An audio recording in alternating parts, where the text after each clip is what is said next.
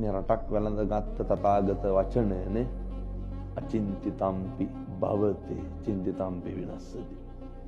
වචනාර්ථේ නැතුව වචනාර්ථේ කිව්වනම් සමහර විට ඔකොච්චර ආකර්ශනීය වෙන්නේ නැහැ.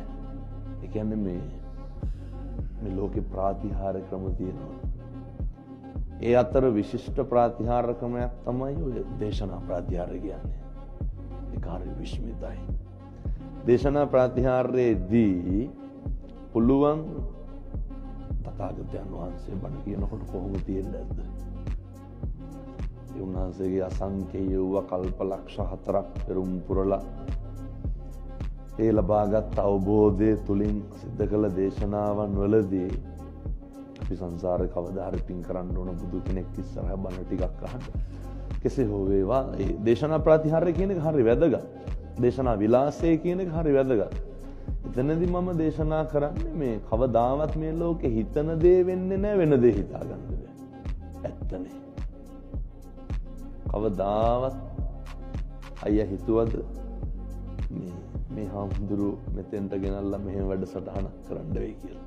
විතරක් නෙමෙයි මට මගේ ජීවිතය ගැන මෙහෙම හිතලා නැහැ නේ මම කිසිම අවස්ථාවක. එතකොට ගොඩක් තරුණ මහත්තුරු කට්ටිය කල්පනා කරනවා. ඒ කට්ටියගේ ජීවිතේ වෙන්නෙම හිතන දේ නෙමෙයි.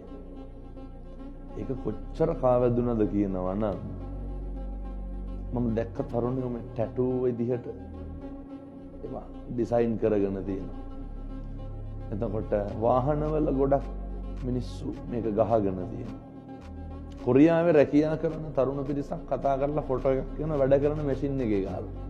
මම ගාව අයියෝ කොයි මැෂින් එකේ ගහුවේ? නෑ හාමුදුරුවනේ වෙන්නේ මොකද්ද කියලා හිතා ගන්න බෑ කිව්වා. මොකක්ද වෙන්නේ කියලා කොහොමද හිතාගන්නේ? ඇයි ඒක තප්පරෙන් තප්පරේ මේක වෙනස් වෙනවනේ නේ? වෙනස් වෙන්නේ නැද්ද? කියමු බලන්න මොකක්ද මේ ලෝකේ වෙනස් වෙන්නේ නැත්තේ? මිනිස්සු වෙනස් වෙන්නේ නැද්ද? හිතන පතන විදිහ වෙනස් වෙන්නේ නැද්ද? අම්මා තාත්තා වෙනස් වෙනවනේ. දරුවෝ වෙනස් වෙනවා.